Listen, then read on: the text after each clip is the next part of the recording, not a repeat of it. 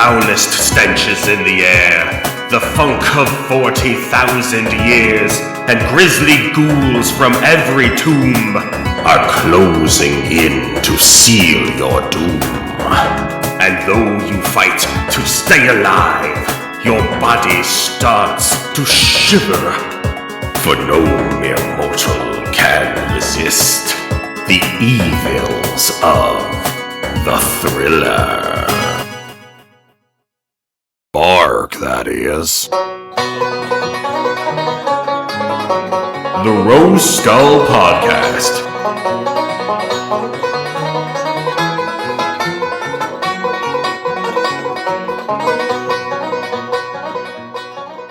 Okay, so hello, Zakk. It's Spooky Month. Have you ever gone to the circus on Spooky Month? I know exactly.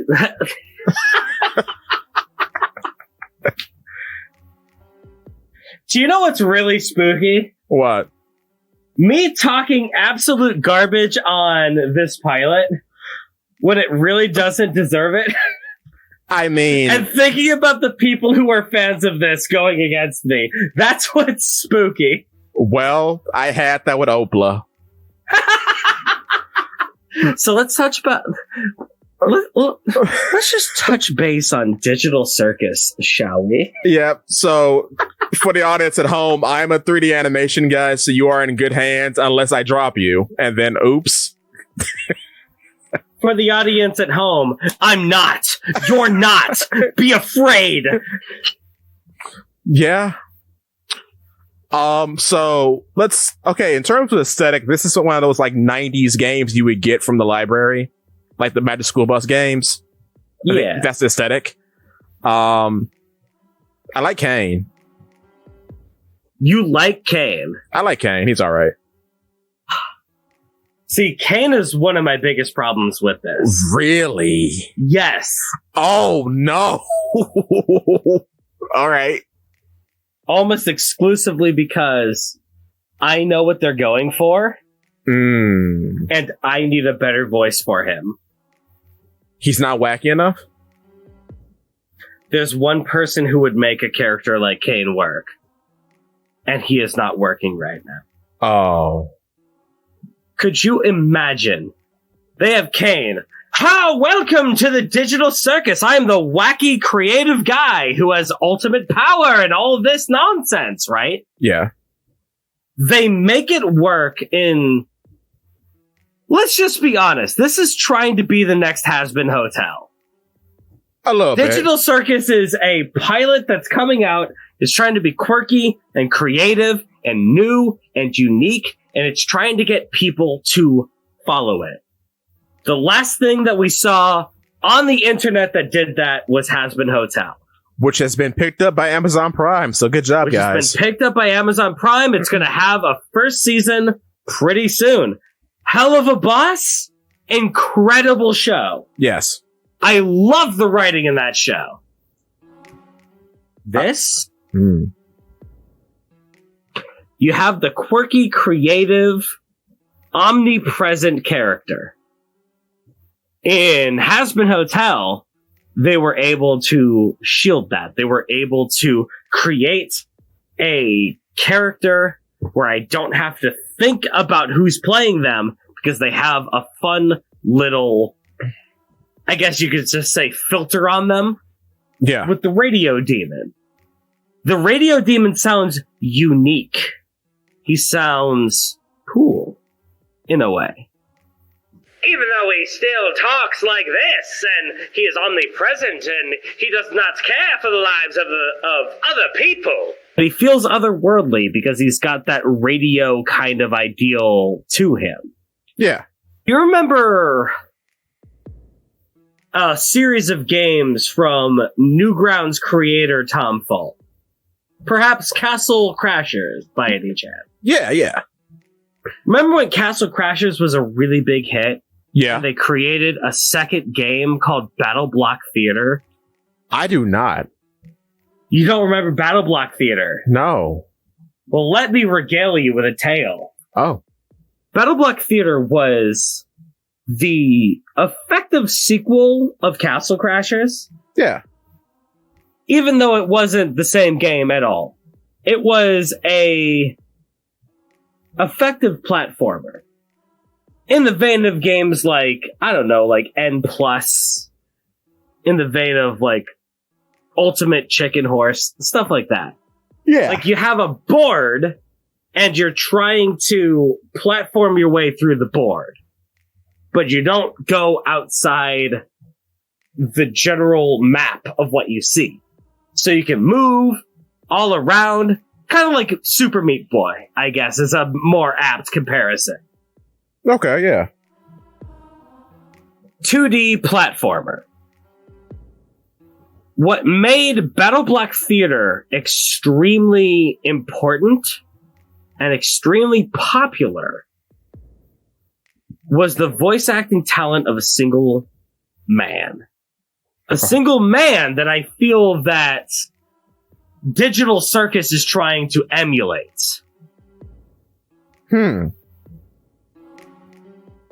They have this character called Hattie.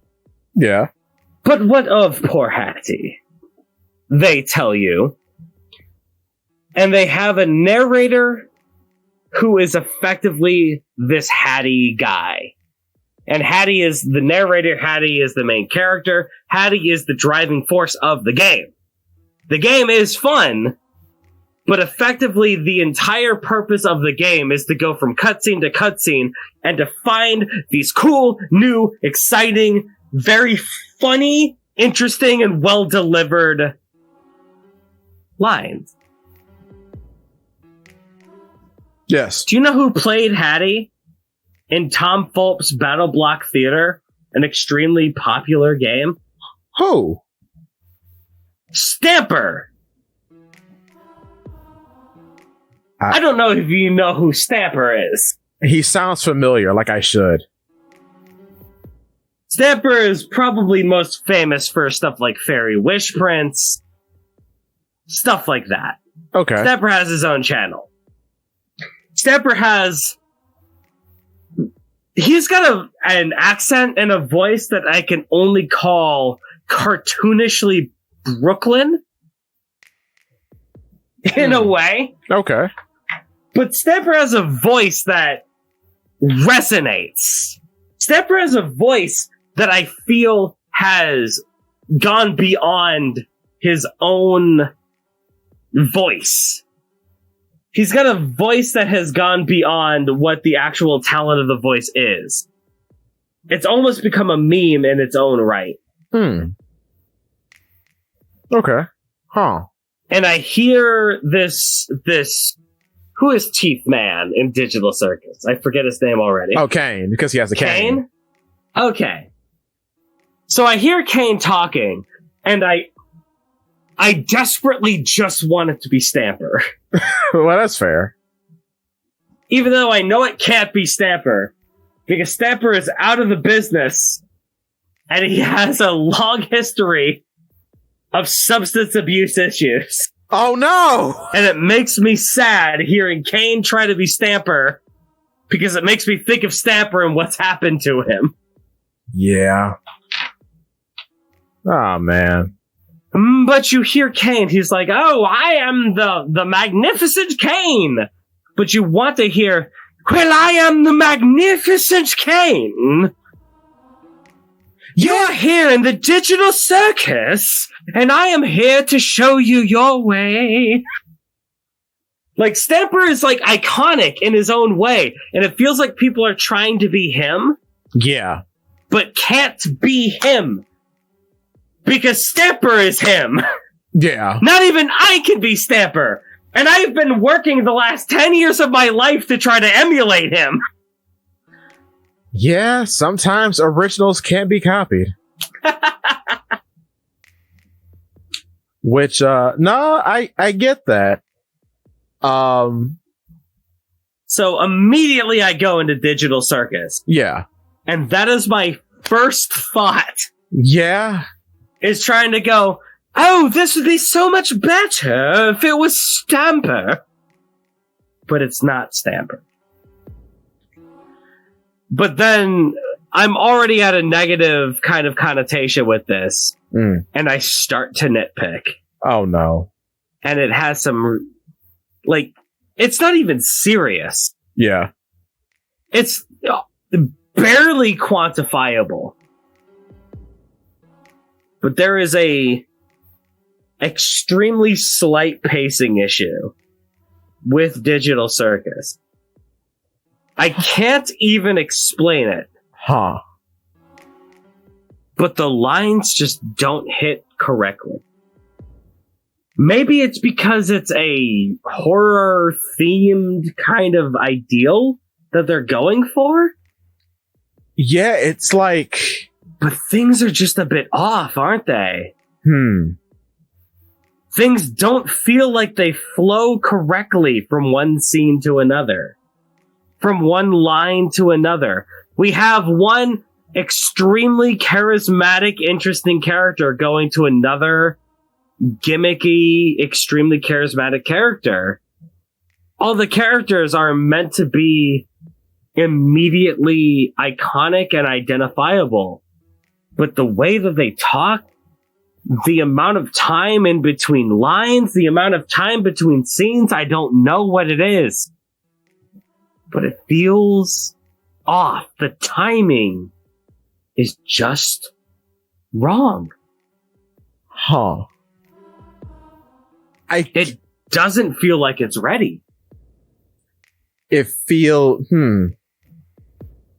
I'm trying to comment on it because I'm trying to find the words to say, because like, well, what I'm talking about here is extremely just metaphorical in a way. Yeah.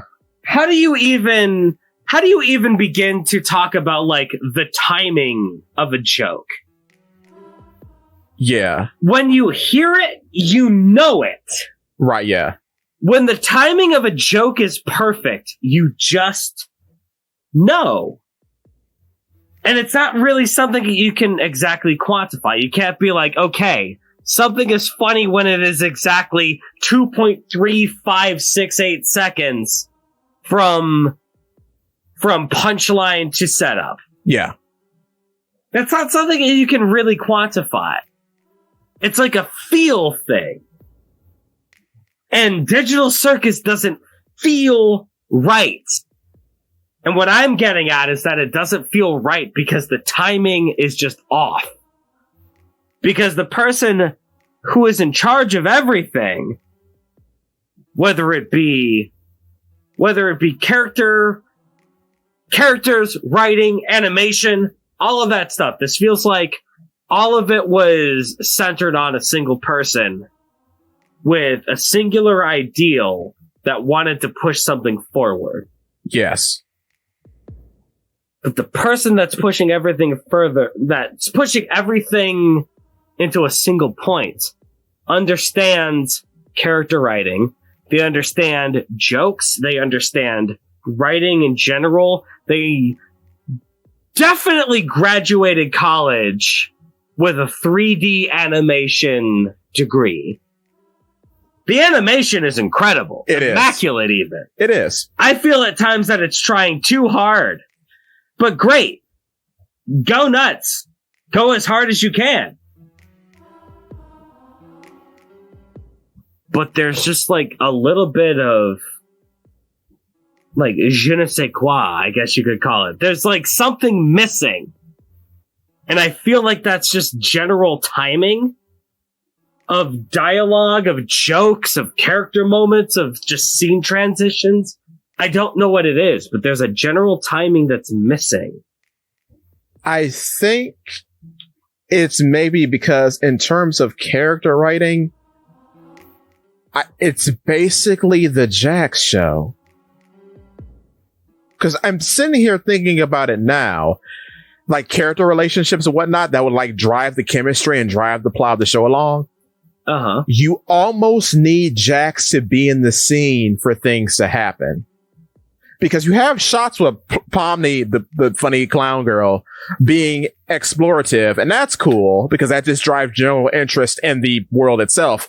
But when you start to like get to the characters talking to one another, if they've all been here for years, there should be some sort of interconnecting dynamics with how they interact with one another, and that doesn't seem. And they all interact with the rabbit guy. I'm assuming that's Jax. Yeah, the purple rabbit wearing the red overalls. Yeah. Yeah. Everybody interacts with him. But no one interacts with each other. Just him.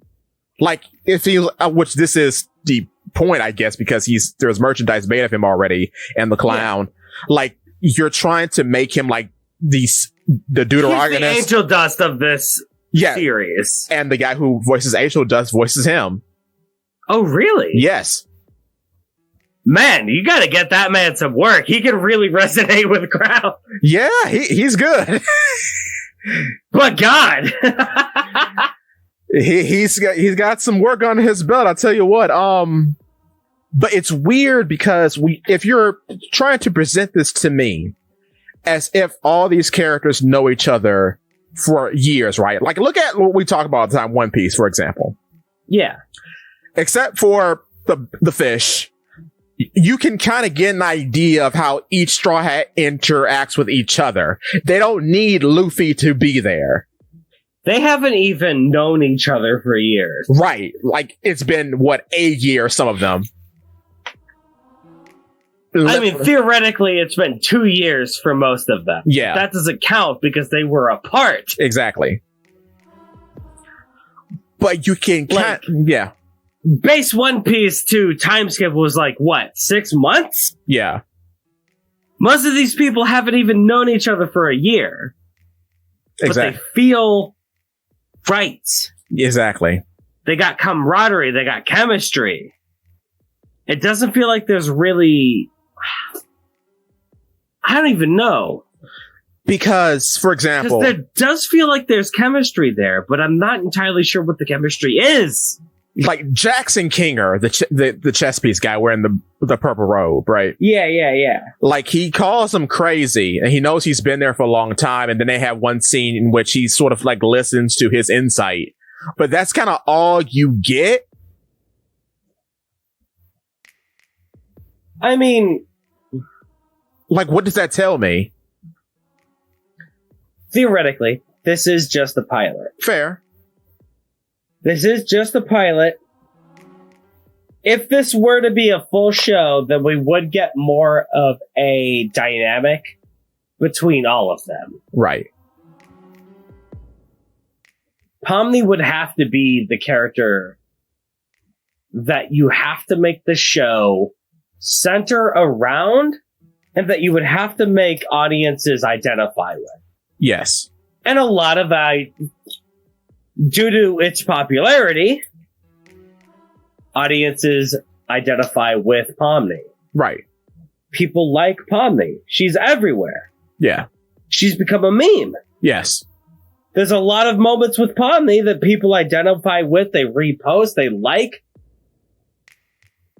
I don't think that it's an inner character issue.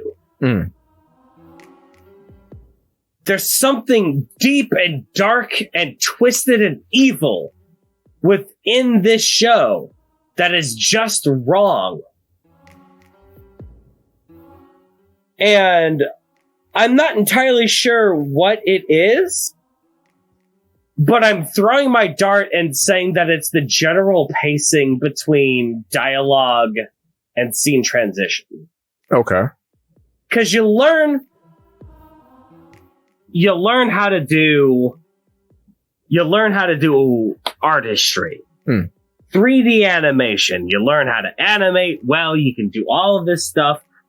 You can generally pick up character dialogue easily. Right. Making a character is not that difficult. No. Making a bunch of characters might be a little bit difficult when you consider how they interact with each other, but it's not that hard. No. This guy is the sarcastic one. This guy is the nervous one. This guy is the conspiracy one. figure out how they interact with each other. You can make a scene. But there's something missing. There's that extra spice. It's like a meal without pepper. It can be good. But can it be that good? Which is why I'm going on a crazy tangent right now. No, that's because, fair. like, I feel like something's missing, but I can't quantify it.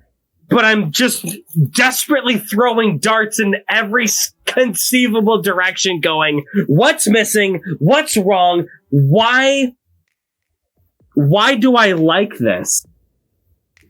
But why don't I love it? And Hazbin Hotel happened. I immediately loved it. yeah. I thought it was great. I thought it was amazing. Everything just kind of clicked. Digital Circus has all of the ingredients, but nothing seems to click just right. Which is why I feel like it's not ready. Do you think this problem would be fixed once they have a full show? It's possible. I think I definitely think they need another writer. Perhaps. Because, I feel like I know what you're talking about, though. Right? And you're not crazy. I feel like what you're saying, like, yeah, it's a genuine concern because, like, it's good. It's a good thing that they've put out. It's a it is a genuine marvel. Yeah.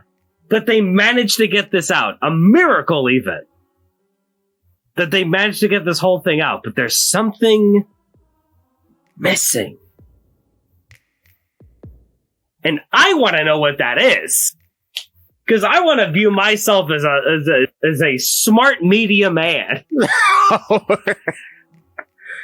But, like, I have 30 years of my life that I have been watching shows and understanding how they work. But this is like something different, something new, something unique, something foreign to me. Where it feels almost right, but it isn't. And I don't know what that is. do you think we're missing a point? Like a point of completion, a point of story that would try to sort of drive the pace to a particular point? That might be the case, but there's also been so many shows where the point is to get to the end. Fair. And it feels good from the start. Right. There might be, I don't know. This is some like really underground stuff. Yeah. Like some really niche stuff. Like, you've probably never even heard of it. This is stupid. This is stupid. I probably shouldn't even. So go on, say it. Go on, say it. Have you heard about this show called Breaking Bad? What? Breaking Bad. I have heard of it. Granted, Vince Gilligan is a wizard. But the entire point of Breaking Bad is to watch a man's downfall. Yeah. And to get to the end where he goes from weak, disgusting, horrid creature, barely capable of being called human, to Chad-like, domineering male specimen who sells drugs and is a bad member of society that you should not want to become. Yes. Don't do drugs, kids. They're bad for you. But no, I get it. The entire point of Breaking Bad is to watch this character who feels like life has put him down. And he turns to this less than legal means to try to put himself into the world as someone who matters and falls way too deep into that and ruins every relationship and every conceivable chance that he could possibly be happy with. Oh, man. The story of Breaking Bad is about a man who has fallen too far in two separate directions. Yes. The story of Digital Circus is, I'm trapped. Whoa. See, that's the point. It's like, it's Dot Hat, but see, even like this, okay, Dot Hat, you remember Dot Hat Sign? Vaguely. Dot Hat Sign, at least the original anime, was about you're in this online computer game, right? This is Isekai before Isekai was Isekai. Yeah. And then Azure Kite doesn't know who he is. And the whole quest is to log off. So the whole quest is to get out, and he's interacting with people and how weird it is he can't get off. And we kind of get to that point through events and machinations of going through the game and being OP.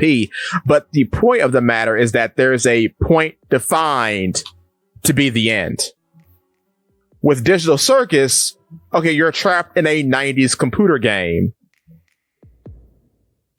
See, I don't feel like that's it either. Really? Okay. Because Digital Circus does feel like it has a point. But what is the point? The point is to try to get to the end, but it is the general... I don't know. I feel like a lot of people our age, of the generation further than us, past us, millennials, Gen Zers, I feel like a lot of people feel like they are trapped in a general malaise, in a general ideal of what they should be doing, and this is the only thing that they could possibly. They feel trapped by that general idea. Huh. So, and based off of all the memes that I've seen with Digital Circus, you know, you see Pomni at the end of the Digital Circus eating that big old meal. Yeah. And she feels like she's going crazy. She feels like this is ridiculous. This is crazy. This is dumb. I gotta get out. I gotta get out. I gotta get out. I gotta get out. I gotta get out. I gotta get out, but I can't. So they give me a big meal in front of me, so I just put on a big old smile, and I'm now part of the general circus that I am being pushed into. It feels like a show where somebody is being forced into a very specific role. Yeah. And this is the specific role they have to live for the rest of their life forever. And the general theme is that sucks. I understood that before I even watched it. Yeah. Because of all the memes that were coming out about Pomni at the end of that show. Right. That wasn't where I felt where something was wrong. Something else is tremendously wrong. They got the character writing. They got the theming. They got the general aesthetic. They got the animation. They got everything right. But something. It feels like something is wrong and off. And I will never understand what that is. Are we too old? I might be too old. I don't want to believe it. This might be my midlife crisis happening right before your eyes. Oh no, we're recording it. Oh my goodness. Oh, that's depressing. Where everything seems to be just right, except it isn't. And I feel bad now because, like, I feel what you're talking about, but I can't describe it. But you can't put your finger on it. You can't describe it. Because everything seems like it should be right, but it just isn't. Is this the first case of a show that seems like it has everything going for it?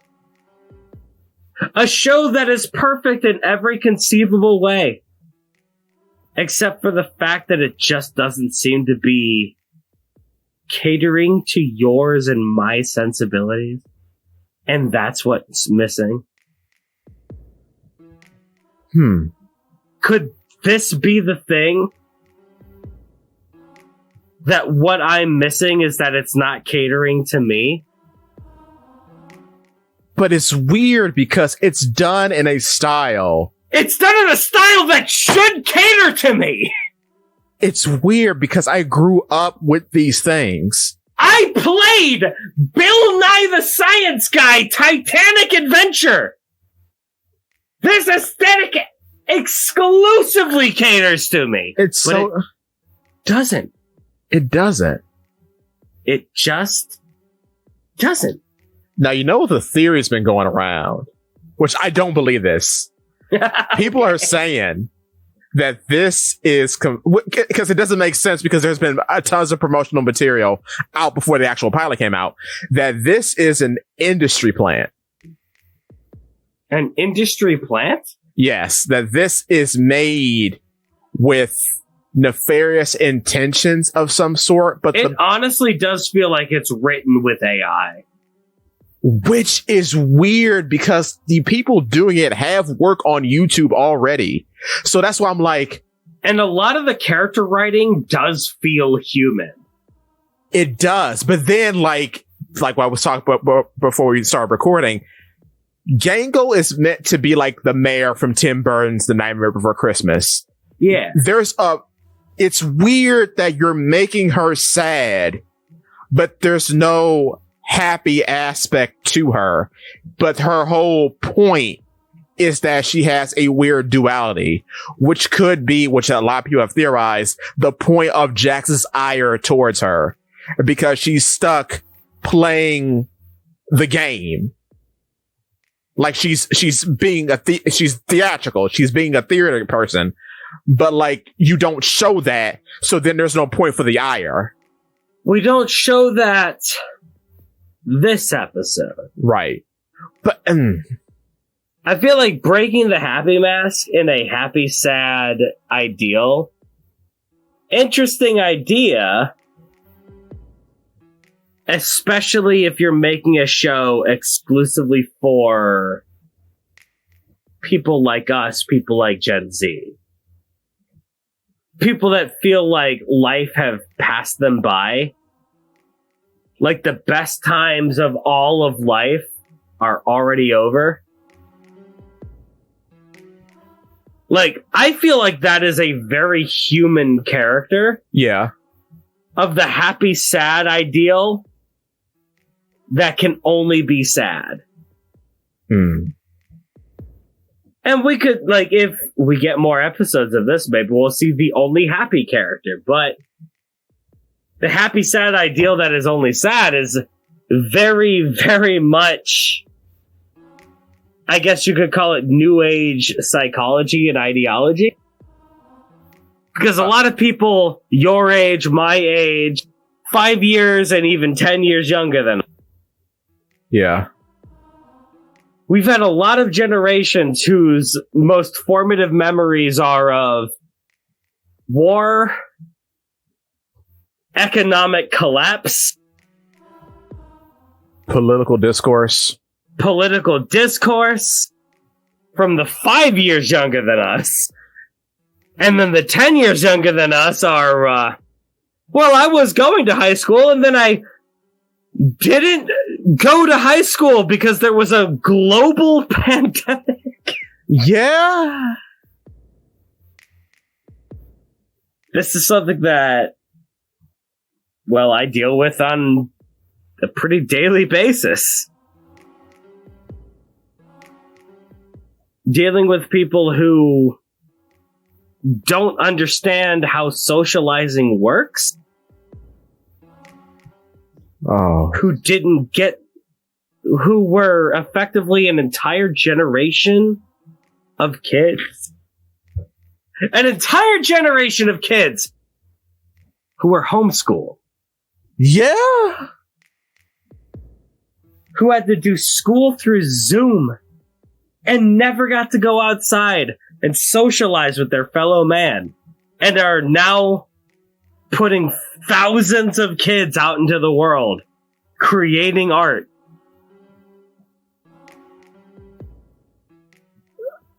Maybe that's what this is missing, that I'm just failing to recognize.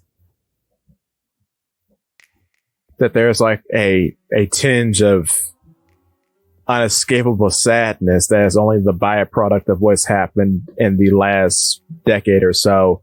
That is unescapable sadness that is the tinge of eternal government, society, entire world mandated loneliness in the formative years of your life.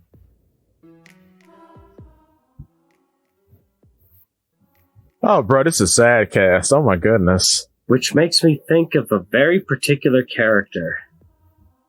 Oh? Have you read this? I don't know. This is dumb. I probably shouldn't even bring it up. Like, this is a lesser known thing. No one's probably even heard of this. Have you heard of One Piece? I have not, actually. Oh, okay. Thank God. So, in One Piece, yes, there's this character. You probably haven't heard of him. He's definitely not your favorite character of all time. There's this character who spent 50 years alone on a boat called Brook. Brook, oh yeah! Skeleton Man, of course! Skeleton Music Man, yes. I feel like Brook has never been more important to a generation of people than right now. Yeah. Because Brook's entire MO is loneliness. It is. Which is why Thriller Bark is so amazing. Indeed. It's becoming my favorite arc of the pre-time skip. I mean, nothing's ever going to be Jaya for... That's fair. Jaya's good. But man, I've been reading through Thriller Bark, and holy moly, do I have things to say. Yes. Go off, brother. I've come to realize what One Piece is missing now. Oh? It's amazing when you just go back to an old arc and you could just read how it's written and realize that it's no longer written the way that it was. Oh. But the seldom chapters that are written that way, you cherish and you treasure. Yeah. Thriller Bark. I've only read about the first 10 of the roughly, it's either 40 or 50 chapters that it is. I want to say it's only about 40 chapters long. So I've read about a fourth of Thriller Bark this week. Okay. I have so much to say about it. And everything I have to say about it has to deal with, it is absolute, massive, dense load of jokes that they tell within this arc. Really? Oh. You go to a newer chapter of One Piece. Yeah. And it feels like everything that they are trying to do is pushing the story forward, getting a couple characters to mention what they're about, getting some lore, getting some dialogue, getting some character stuff, and that's the end of it. Right. Have you read Thriller Bark recently? Yes. Brooke shows up, makes a joke. Everybody reacts. People ask him about something. 4 panels later, makes a joke. Everybody reacts. They get him to talk more about who he is, how he is. He talks about some lore. He talks about some boring, idiotic nonsense like the nature of the One Piece world, of what devil fruits truly are. And then he makes a joke. And then Luffy makes a joke. And then he makes a joke, and it's funny, and it's hilarious. The density of humor in Thriller Bark is absolutely insane. There are some pages, not chapters, not arcs, pages, in which I have counted a joke every panel. That's amazing. It's incredible. And it all has to deal with separating the crew at the very beginning. Yeah? We separate the crew at the very start. Who do we have staying on the Sunny to protect them? We have Frankie, who is the new member of the crew. Right. Put on the ship to be a lesser background character who doesn't matter. We have Luffy, Zoro, and Sanji, and Robin. Yes. Also staying back on the ship to be lesser characters who don't matter. Yes. Yet. And then we put Usopp, Chopper, and Nami, for some inexplicable reason, on the away team to explore the island. The scaredy cats. Yes. The coward trio get to explore a new island by themselves. Scooby-Doo. And it's incredible. Scooby-Doo. Every single panel is hilarious and funny and good. Every single panel pulls its weight and does something. I don't know if you remember the very beginning of Thriller Bark, but it's really funny. Oh, no, I do. Maybe not exactly verbatim, but I am aware. Yeah. So the beginning of Thriller Bark is everybody going, I'm scared, I don't want to go in, this is spooky, I don't like it. But Chopper's like, no, I gotta talk to Hogback. I'm his biggest fan. I gotta get his autograph. Which is already intriguing. You put in lore into a joke. Into the reason why they're exploring. Yes. So Chopper wants to stay. So they're like, well, I can't let Chopper down. I guess we'll keep going. But at the moment where they decide that everything has reached its breaking point, well, the guy who is driving the carriage that was supposed to take them back to their ship decided to dip and leave and abandon them. So now they're stuck on the island. Yeah. The coward trio has to fend for themselves now. In the middle of a zombie forest. And it's so funny. They get away from the zombies and they get into a big old moat. And they are chased by a Cerberus. Yes. The actual guardian of hell. The Cerberus, a 3-headed dog, and it starts chasing them, and they're like, oh my god! Oh god, I'm gonna be killed by the Cerberus! I'm gonna be killed by the Cerberus, a 3-headed dog, this is horrible! And the Cerberus is like chasing after them, trying to kill them, but they all make noises, and then one of them, it's like a weirdly different noise, and Chopper's like, Dwarf! Dwarf, hold on! That's not a Cerberus! One of the heads is a fox, not a dog! And he goes, oh! Oh my god! Our man, now he's gonna kill us even harder! Chopper, what did you do? Ah! It's so funny. That's great. It is so absolutely hilarious. I love that. It is a comedy manga that lets you create the comedy. It is instantly funny because the timing is up to you. And you're a funny guy. I trust that you'll be able to make it funny. Read this panel where Chopper says, wait, one of their heads is a fox. And then the head that's a fox goes, oh! It's hilarious! It's amazing! And then immediately they cut back to everybody running even harder away from this monster because Chopper has now made it mad. Because he's made him realize his own inaccuracy. That's great. And he's going to kill Chopper because of it. That's funny and tense and horrifying all at the same time. It's awesome. It pulls its weight and it's great. And do you know what makes Thriller Bark truly amazing? What?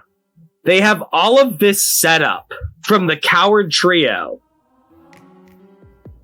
And then they plaster it against a second incoming team with all of the strong members of the crew. Yes. Oh, yeah, right, because then there's a follow-up. Oh, that's good. Yeah, no, there's a follow-up where Luffy then meets the Cerberus, punches him in the mouth, all of them at the same time, and it goes, this Cerberus is now my ride. Let's go, boy! That's so good. Ah!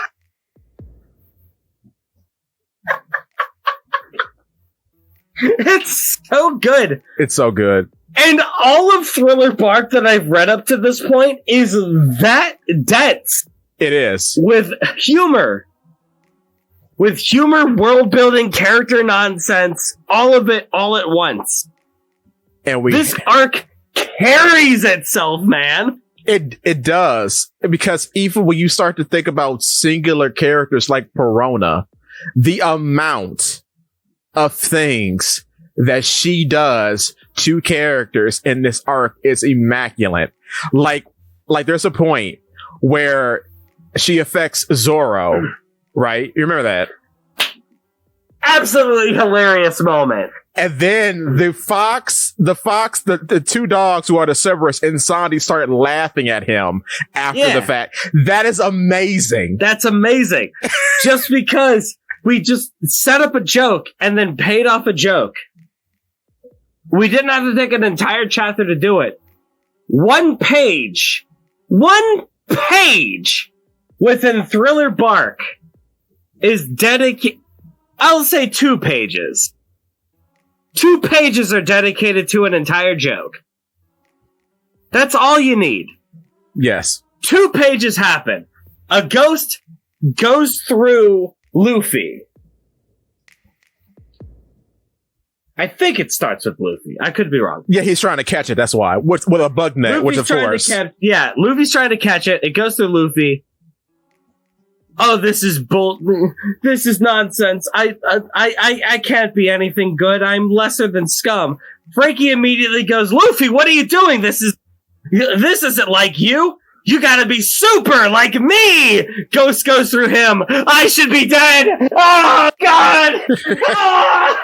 Immediately, Zoro's like, oh, they came into this island with weak wills, not expecting anything to go against that. Unlike me, the strongest willed member on this crew, Zoro, goes, I should be dead! I'm terrible! Awesome. Incredible.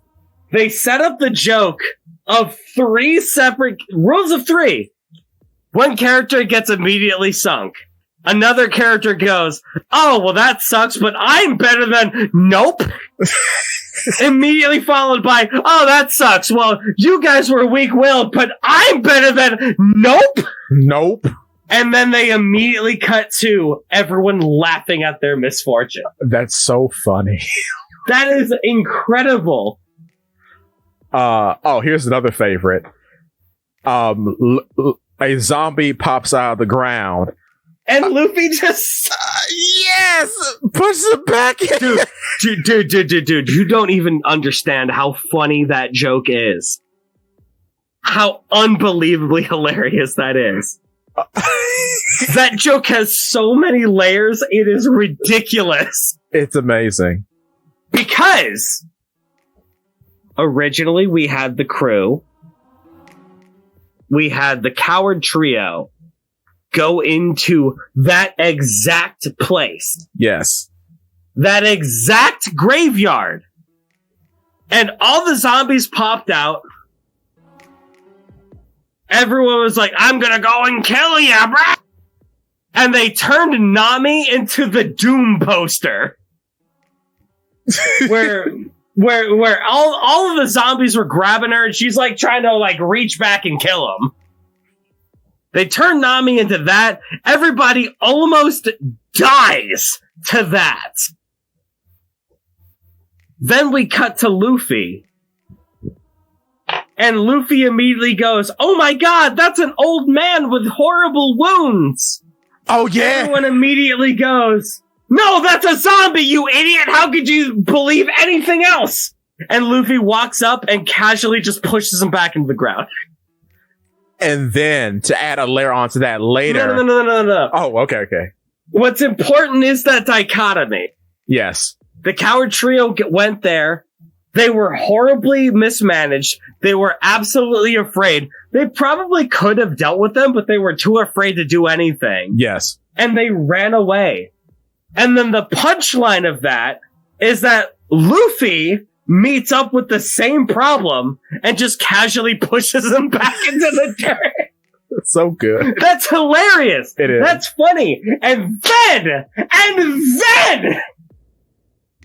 we meet up with a second punchline. Yes. That joke is not being done told yet.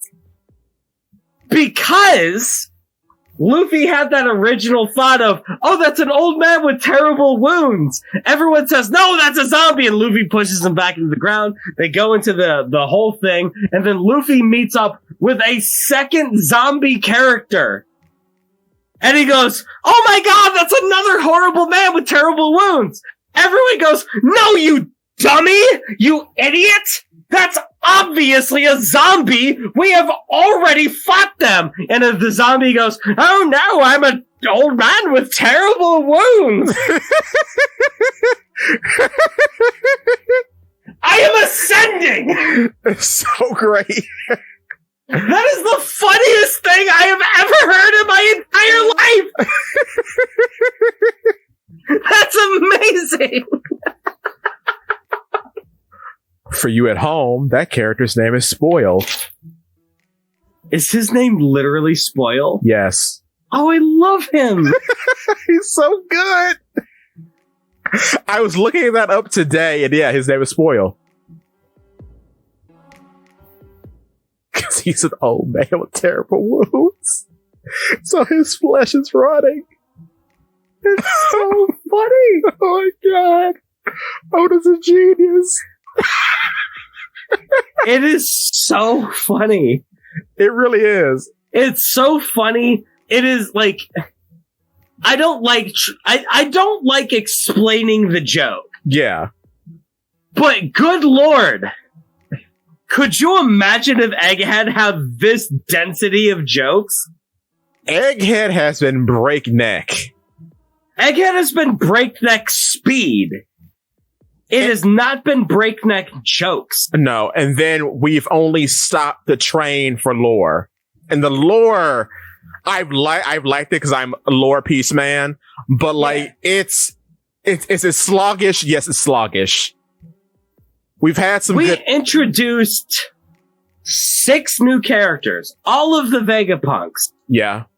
None of them are avenues for joke.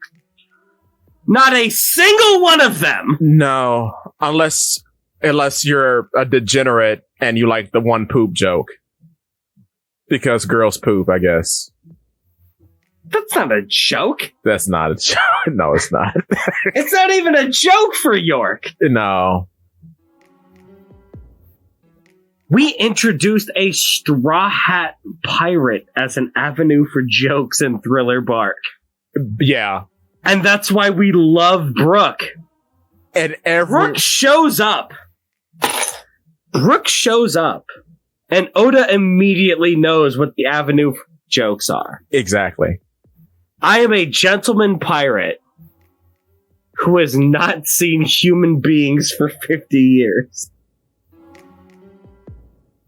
That's funny inherently. Yes.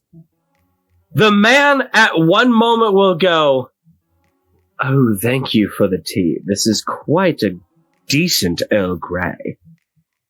He is quite... He is the boring gentleman kind of character, right? Where he'll talk about nothing. And at the other hand, Luffy goes, "Hey, do you poop? Hey! Hey, skeleton man! Do you produce feces from your stomach cavity?" And he goes, "Oh yes, of course, I do that." And everyone goes, "Why are you answering those questions?" And it's hilarious. It's amazing. Because at one hand, Sanji is also like the gentleman character. Right, yeah, of course. And we have to differentiate Sanji from Brooke. Exactly. As two gentlemen. How do we do that?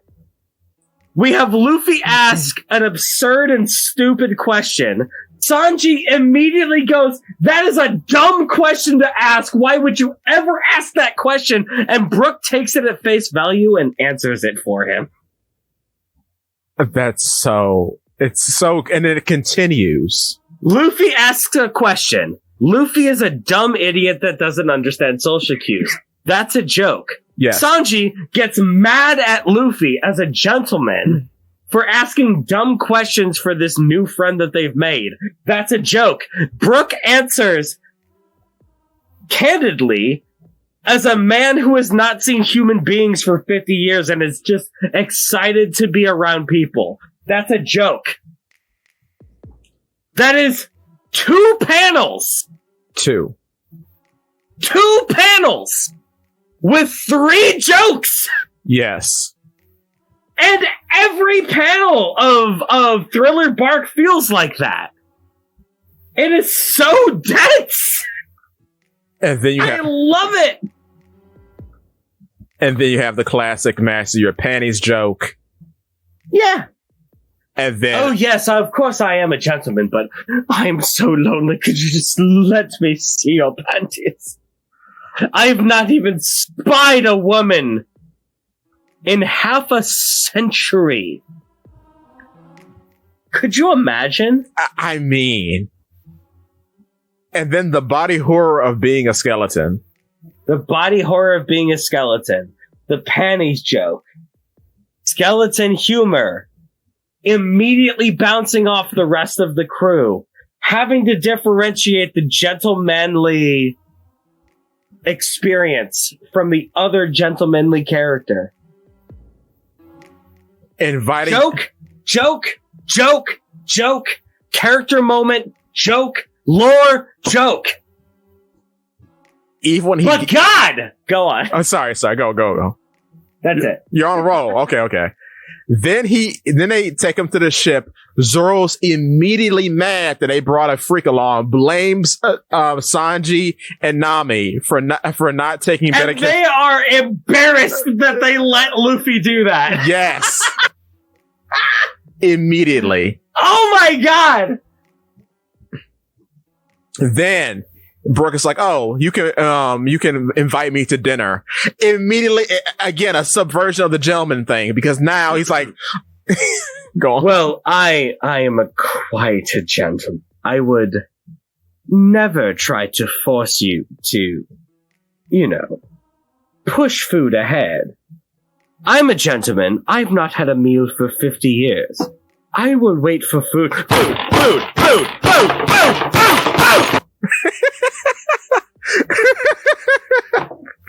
That's amazing. That is so immaculate. That is so funny. That's so good. my God. When was the last time you had a joke in One Piece that was that funny? The answer is in Thriller Bark when they told that joke, because that is the funniest joke I've ever heard in my entire life. It's so good. Because it all makes sense because that's how you would act. You don't know how social cues work anymore? You have not had human contact for half a lifespan! And now you're a freakish monster. Like, it's a beyond you now. You have no You're concept. just happy that people aren't screaming in terror at the very sight of you. And more importantly, you're not on a island ship filled with actual corpses. Like you're a corpse and you're scared of corpses, which is a joke in itself. But which is extremely funny. And everyone is afraid of you and their corpses, and you're afraid of them. That's immaculate. But what makes it worse is that they're actual freakish monsters. They're more monstrous than you because they actually don't exist. Oh no! But you also actually don't exist. You are just as freakish as them. True, because the bounty poster doesn't even make sense anymore. Oh no! Oh, it's Everything worse. About it is great. Everything about it is amazing. Oh, that's terrible. That's what makes it great. Oh no!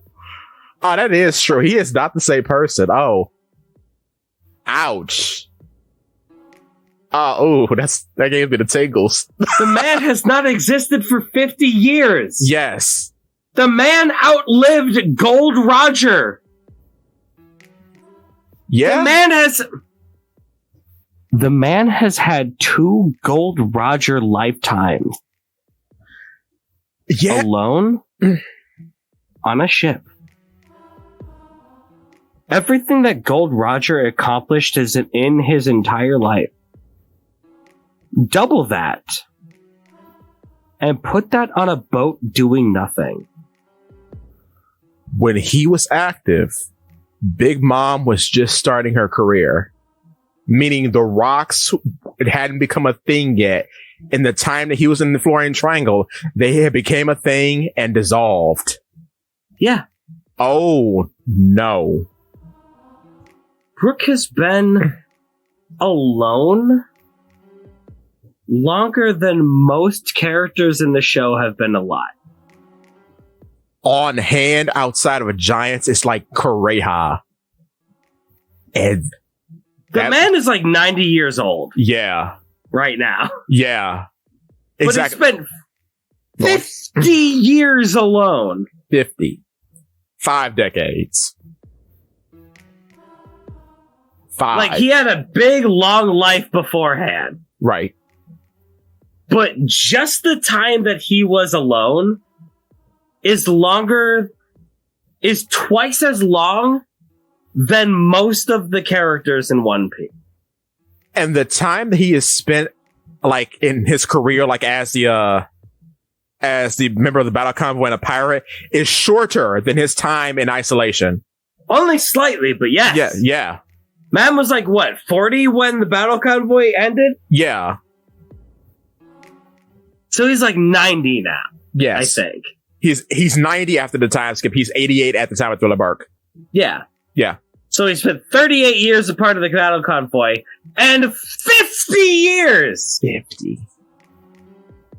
I'm 30. Yes. Man spent time alone on a boat as long as my parents have been alive. Yes. That is an insane thing to think about. And how does Oda handle that? Amazing joke. Amazing. Incredible, immaculate humor. And that's why I love Thriller Bark. Oh, it's a good arc. It's so just jam-packed with so much. Even like Frankie, Robin, and Brooke alone is immaculate. Yeah. I've told you before, it's like a father introducing his fiance to his crazy dad. Because that's what it plays like. Like, Frankie gets mad at him at every like an interval for embarrassing him in front of Robin. But then you find out, like, his actual backstory, and Frankie's in tears. Yeah. It's so good. But, like, that's just Brooke's introduction. His introduction. That takes 2 chapters at the start and 1 chapter at the end. That's 3 chapters of 40 chapters of Thriller Bark. Do you know what the rest of Thriller Bark has? It has a Cerberus. Yes. That one of them is a fox head. The Chopper goes, one of them is a fox head. It goes, ah! And starts chasing them harder. It has Luffy casually pushing a zombie back into the dirt like that would do anything. It has, oh my god, an old man with terrible scars. And then that becoming a joke in itself and being real. Yes. It has Sindri. Oh, yeah. Who has her own amount of jokes and puns. Sindri hates dishes. Yes. Because dishes ruined her careers. So she only makes... She is Hogback's chef as his wife, I guess? Which is also funny and problematic. So she will only cook food, but serve it only in not dishes. So she will carry soup in a burlap sack and pour it on him! That I forgot about that. Oh my god. Everything about that is hilarious! Oh, she made a soup! Spaghetti soup! And poured it in a burlap sack! To pour it on Hogback's table! Oh, so good.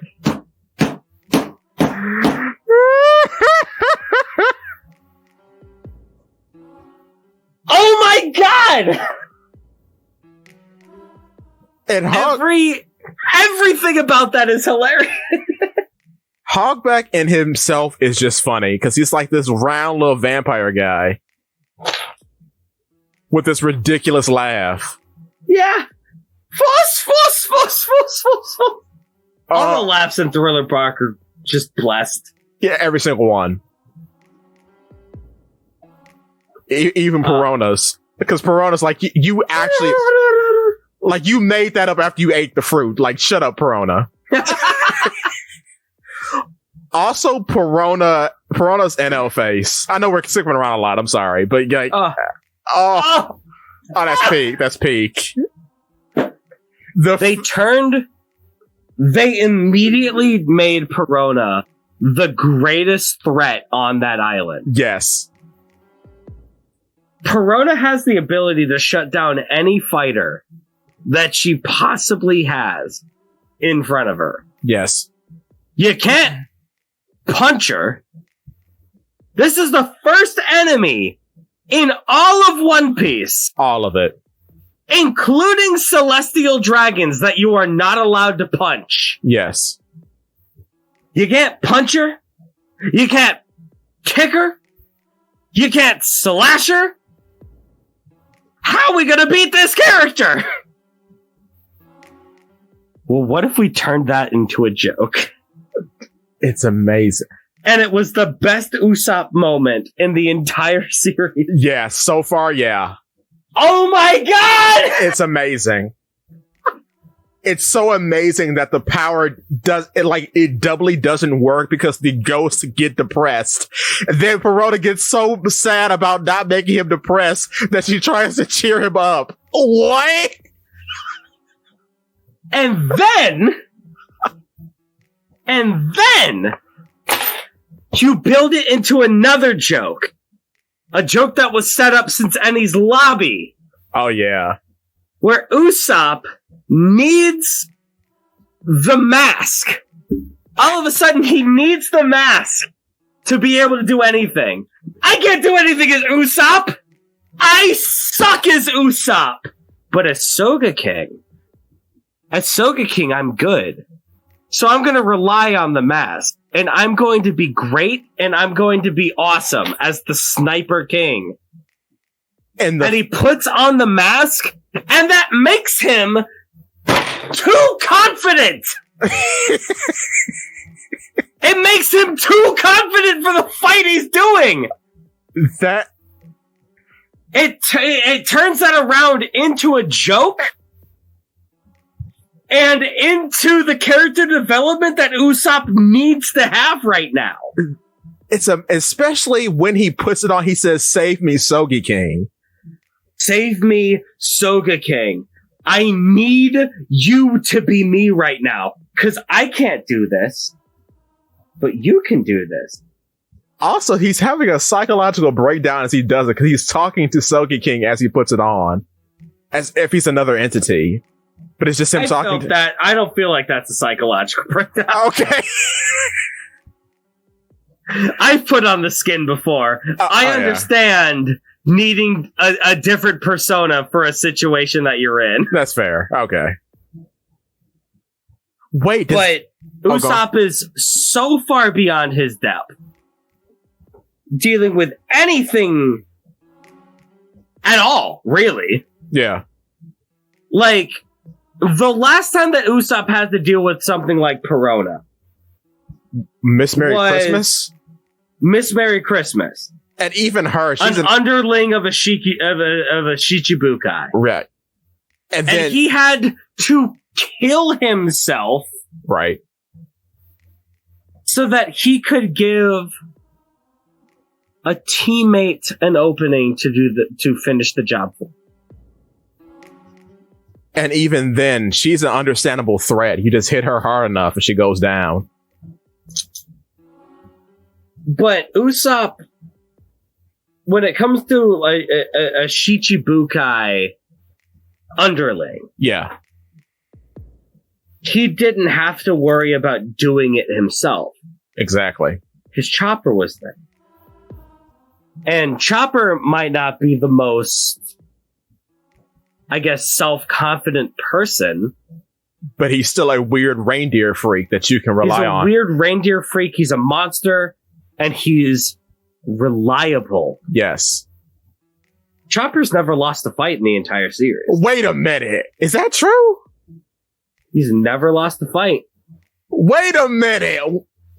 Is that a short? Wait, no, hold on. Roll that back. Roll it back. Chopper's got a better record than Monkey D. Luffy. Okay, so there's the guys in Drum. He beats them. The guys in Drum, he beats them.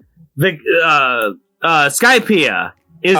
Alabasta's the next Chopper fight. He wins. Wadatsumi, he beats him. The guy in... I was about to say, the next one is... Skypiea? Skypiea, right. The purple guy, Wadatsumi. Is that Wadatsumi? Yeah. No, that's Gadatsu. He fights. Yeah, yes, right, you're right. Gadatsu. He fights Gadatsu and Skypiea. Yes. Beats him. Right. Rah! I am a pirate. Right. After Skypiea is... I guess technically Long Ring Longland he loses? I mean, that's not really a loss. Do you want to count that as him losing a fight? Nah, that's special. Don't count that.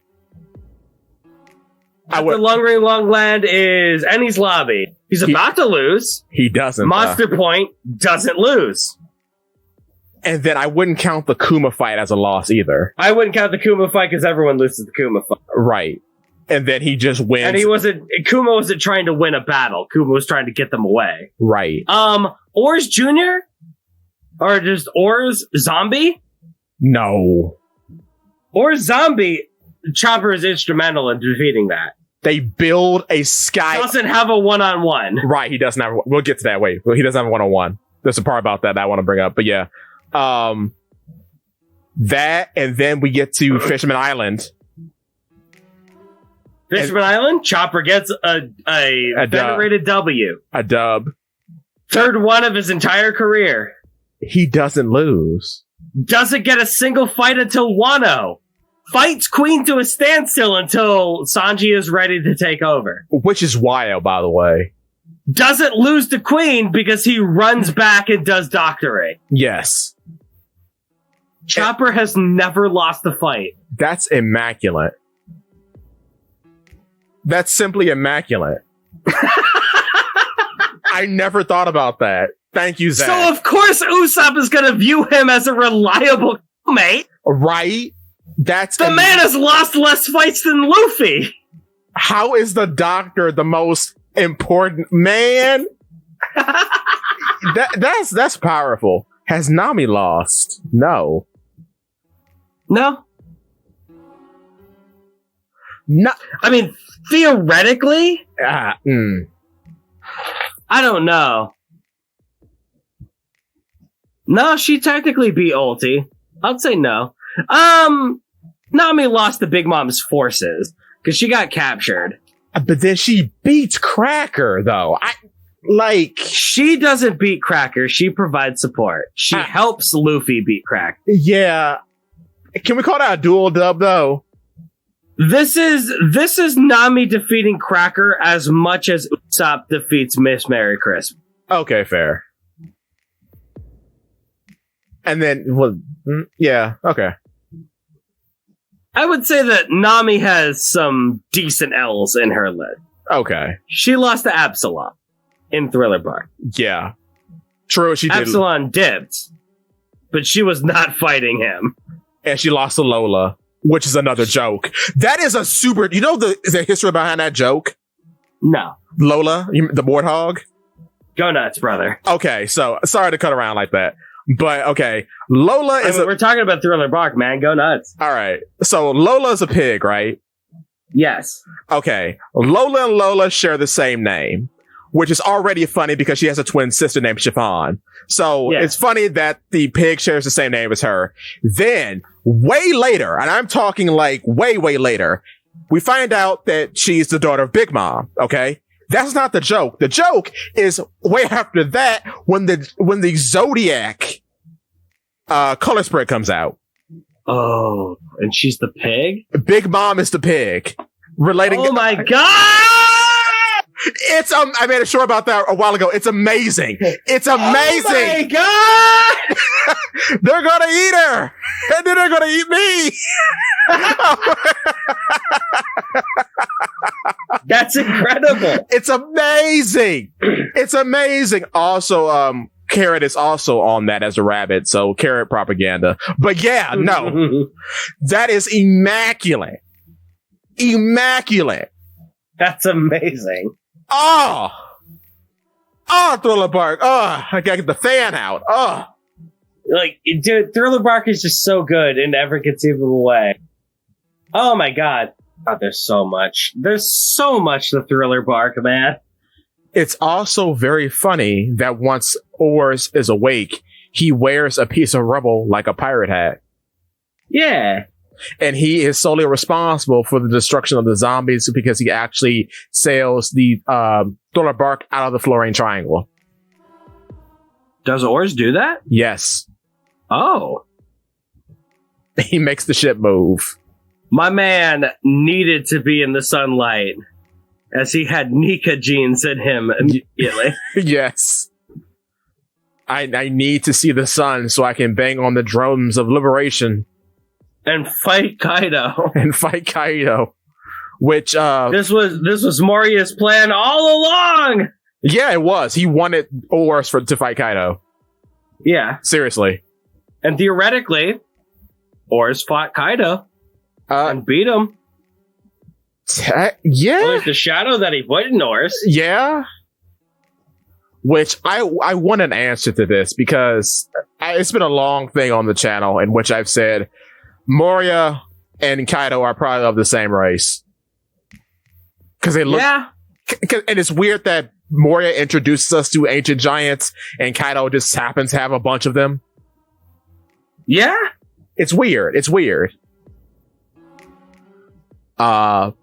Because where did obviously Moria got an ancient giant corpse. Right. He got not an ancient giant corpse. He got the ancient giant corpse. Yes. Where did Kaido get ancient giant? They are runoff from Vegapunk's experiments. So Vegapunk, Caesar Clown was trying to make giant children. Yes. Vegapunk made ancient giants? Yes. But these were the failures. Yes. That he just gave to Kaido. Or were running around in some area and Kaido just picked them up. Which is weird, but yeah. The man made ancient giant quote-unquote failures because they weren't perfect. Right. And just let them go exist in the world? Kinda, because I think the reason why they weren't perfect because they aren't developed mentally. Because from Oris the third, which is another thing, because why is he the third? He can talk. Yeah. Oris Jr. can talk. Little Oris Jr., which is a joke in itself because the ghost of Thriller Bark blesses everything it touches. But yeah. Yeah, that's the whole thing. He can talk, whereas the numbers cannot talk. They can only say their names, like Pokemon. Have they called him Oris Jr. Jr. or does he have a specific number? He's only called Little Oris Jr. And the reason why I'm getting three that's the one that's Apu's friend, right? No, that's the one that supposedly died at Marineford. Oh, what? Yeah. I thought that was legitimately Oris Jr. No, he's Oris Jr. the third. Because he has because on his Jolly Roger it says Oris, but then it says 3. Huh. So he's the third Oris. We don't know who the second or the first really is. Well, we know who the first is. Is he the first, though? Yeah. It's a corpse. Yeah. It's a corpse of an ancient giant. You're allowed to do that with a corpse. Right. But we don't know who the second is. Well, we don't know who Luffy's mom is. Oh, don't give me this. Not here. Don't do that to me here. Oh. I'm just saying, there's a lot in One Piece about missing generations and the third generation being as good as the first. That's true. And we'll get into that a little later, actually. But yeah. It's almost like we saw the rocks recently. Yeah, I know, right? Wow. But yeah, so he's the third in the Oris line, and then Apu's friend Enby, he's just a regular ancient giant. I mean, he's an ancient giant who was a clone or an experiment or something. That's so weird. And all of them are. Yamato's weird friend who ate the horse smile. So he's the only ancient giant who's a smile user. They had multiple horse smiles? Yeah. Huh. Yeah, because he ate one, and I think one of the well, obviously Speed ate one. Right, Speed ate one. Because see, smiles just come from they just recreated devil fruits. No, they're not even devil related. Yeah. They're not. They're just the essence of animals put into fruits. I mean, theoretically, that's what a devil fruit should be. Like, with devil fruits, it's like special dumb nonsense. It's like the human ideal of the animal who is now in the fruit. Whereas with the smiles, it's like we actually went and found a bear, extracted its lineage factor, and shoved that into a fruit. I mean, do we know that for sure? That's what Caesar did? Yeah, no, it said in SBS. Okay. I made a video about it like a month ago. I'm trying to keep track of all the stuff I make. It's very hard. Yeah. I mean, you make like 15 videos a day, dog. Yeah. But it's kind of ridiculous, your work ethic. Well, thank you. But yeah, it was an SBS, and Caesar Clown, it mentioned that what Caesar Clown did. I forgot which SBS. Like how Oris himself is not from Elbaf, but he is apparently the leader of an evil tribe of ancient giants. And I guess makes sense. And I've always thought, his belt? He's got the 3 giant skulls on it, right? Right. I think those are from giants, like normal giants. Would make sense. Because nothing would be big enough to be a belt on him unless it was a giant skull. Also, if you wanted to, really rip him up as the leader of a bunch of evil giants, then what is he going to kill? Right. Dudes? No. Right. It wouldn't make sense. And they also, sorry, I ruined joke piece and put us in lore piece, but I mean, that's fine. It also kind of strengthens the connection between ancient giants and Onis, because it's interesting that Moria is with Oars, and even though Oars is Luffy, it's funny that he's piloting Oars as a Oni, apparently. And then Yamato makes friends. Yamato and Kaido make friends with ancient giants because Yamato is friends with the one that's a weird horse, and Kaido has their undying allegiance because of strength or whatever. But it's funny that I guess ancient giants see Oni as like a little brother race. Yeah. Like you see a little version of yourself, like, oh, cute. And if they're strong, they're like, oh, I respect you. And I guess that's the relationship giants have with humans and or buccaneers. And especially Apu, who is the strongest of them all. Yeah, I wonder how did that come up? Because he's not related at all. He's just a long arm. So yeah, I don't know. My man is just like buddies with Inbi or whatever. And that's precious. I love their relationship. It's great. I want more Scratchman Apu desperately. How is There's a lot I don't want of Wano. There's a lot of more Wano than Apu is more of Wano than I do want. I find it criminally insane that of the supernova, the ones that have come out on top are the ones I did not expect. I was rooting for Kid so hard. Kid is undoubtedly the worst one. My man had to go up against the atheism slash. Who is he? Do you know who Heat is, Zakk? I know Heat is on Kid's crew, and he breathes fire. And that's the end of it. Like, the problem... Kid has the same problem that Green Bull had. Yeah? He went up against the wrong Yonko now, didn't he? Yeah. Though he thought he was Big Papa John because he beat Big Mom, quotation marks. Mm-hmm. Which, I mean, you had help with he was about to eradicate about half of Shanks. Half of a Yonko's fleet. Yeah. On the ocean as a Devil Fruit user. Yeah. Yeah, he's pretty impressive for what he can do. Yeah. There's one small problem with what he did do. He went up against Shanks now, didn't he? Yeah. Remember what the one problem that Green Bull had was? He was in the same vicinity as Shanks. Kinda. He went up against Shanks now, didn't he? Yeah, to promote Film Red. I'll never forget that. Oh, no. Oh, Film Red. Oh. Well, even without Film Red. Yeah. Shanks is still, like, desperately pushed as an endgame threat. He is. Which... Since Marineford, that was his role, and to be an endgame threat for the Straw Hats. Or for whoever the Straw Hats are fighting, or whatever. You know, it's a very funny thing you should say that.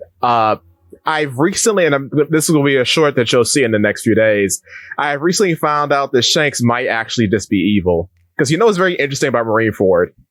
Do you know who was coming to Marineford to assist Whitebeard? It was Kaido. From all that we've seen of Kaido, do you think he was going to Marineford to cause problems? No, he was going to save Whitebeard, and who stops him? No, Kaido was there to cause problems. How so? Kaido's entire MO is to die in a glorious war. Yeah, but look who he was going to fight with. I mean, sure, it might have been that Kaido joins with Whitebeard at the start. Yeah. And Whitebeard's motives are certainly pure. Right. Do you think Kaido's motives are pure? Well, no, afterward. No. Do you think Kaido has had, like, a pure motive? Do you think Kaido has had his own motive in his entire life? No. Kaido seems like the kind of guy that is motivated by other people. Very easily influenced. Which other Kaido hears that Whitebeard is about to die in glorious combat with the entire Marine Kaido shows up and goes, maybe I can die. Yeah. In a glorious combat as well. Yeah. And then if Whitebeard gets Ace out of there, what does Kaido do?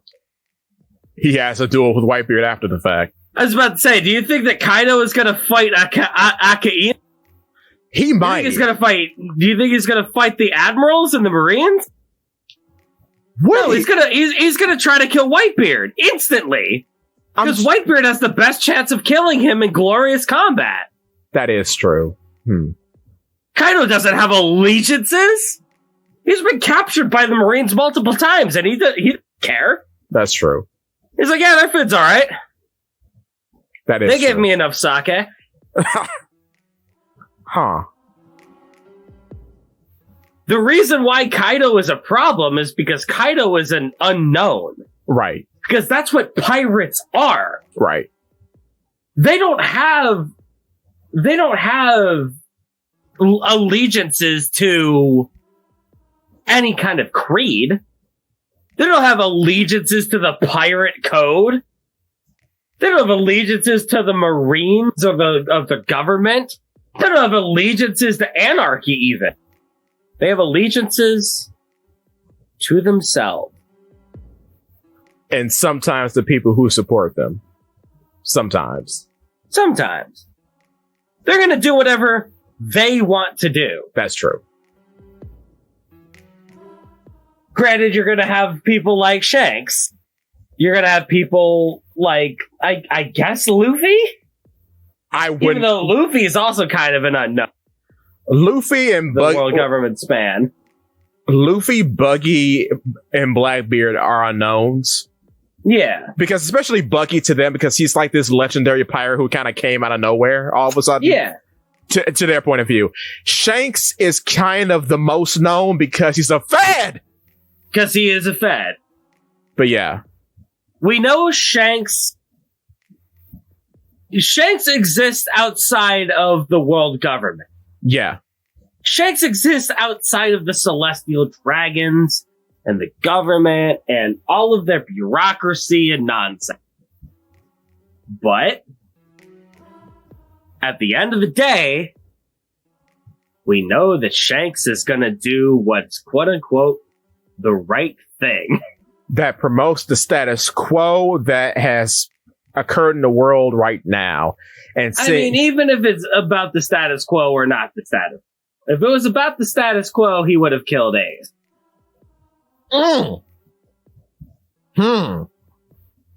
If it was about that, he would have killed Ace. He didn't come in to kill Ace. He came in after Ace was dead. Right. Convenient. But he came in after Ace was dead to stop more bloodshed. He didn't save his captain's son. That's the because he was saving something more important. He was saving his captain's legacy. Right. That's just interesting. That's very interesting. Okay. His son doesn't matter. No, he doesn't. If there's one thing that we know in One Piece is that lineage doesn't matter. Especially when the son doesn't even carry on the spirit of the father, because of course he doesn't. Even if the son does carry on the spirit of the father, it's always a joke. That's true. If the son carries on the spirit of the father, that's like when we get Weevil. That's true.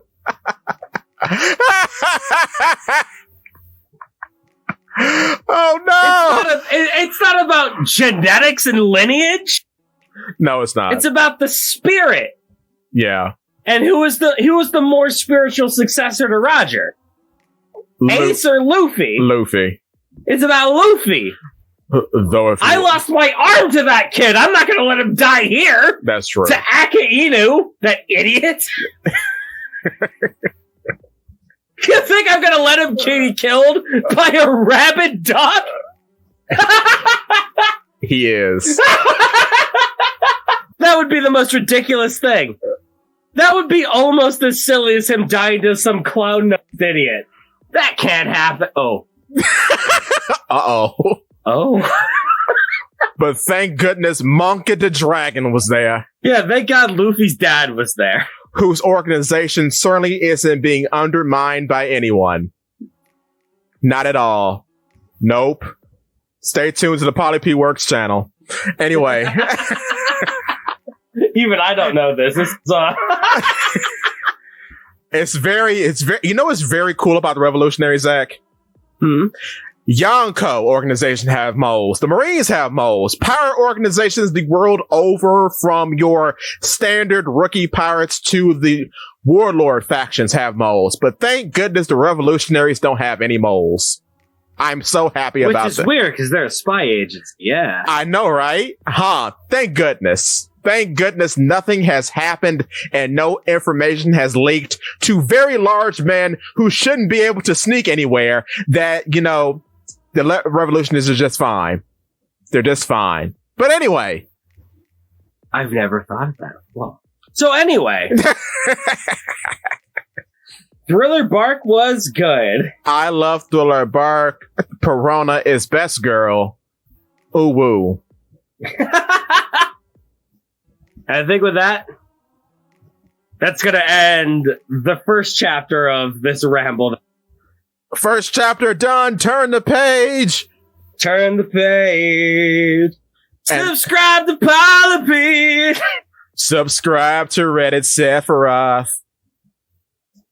Now We'll see you very soon. Very soon. Happy Halloween, everyone. Happy Halloween. And that was part 1 of Thriller Bark Cast. Part 1. We talked so little about it. Are we still recording? I imagine we're not.